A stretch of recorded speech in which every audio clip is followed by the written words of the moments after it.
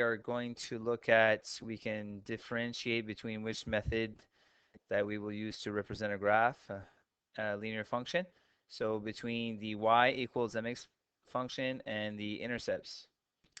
So quickly, there's only one of these three equations presented that is in the y equals mx plus b form, and it's this one. And m would be, my slope would be negative 1/5, and my y-intercept would be positive 3. Meaning that this function would start at 3, we go down 1, and vertical displacement, horizontal displacement of 5.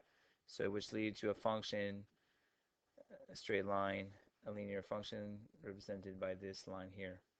Second one, we would use our intercepts because it is not in the form of y plus b. However, we could easily isolate y here just by shifting y over here and 2 over there. So I would probably use this method here because it's quite easily, I could quite easily change, well, isolate y. In this case, I could just add a y here, add a y there. So a negative 2 plus y, and then add 2 and add 2, which would lead to y equals 4x plus 2, which would give me a slope of 4 over 1, if you wish, and starting at 2 on the y-intercept. So 4,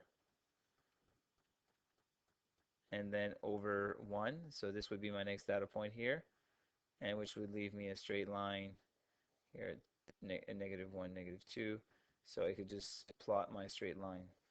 Again, here you could have used the other method, the intercept. I think here, if you can't see how to isolate y quickly, I would probably recommend you using the intercept method. But here, however, isolating y is a bit trickier because there's a coefficient in front of the y variable.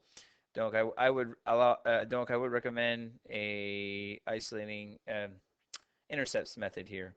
So you're looking at what is the y value when x is 0.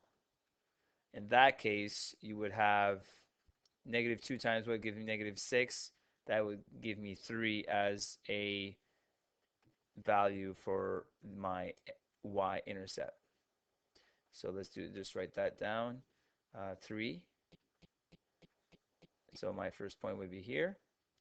And same idea, if what is the value of x if y is 0? So my x-intercept. So if y is 0, that would give me negative 4 times what number gives me negative 6. So if you can't do that in your head, it'd be 6 over 4 or 1.5. 1.5 would be here. So there you go. I have my 2 points, and I could readily draw my straight line by just connecting those 2 points. Um, there you go. That's how you would graph using both methods, the y-intercept and x-intercept, and the standard form y equals mx plus b.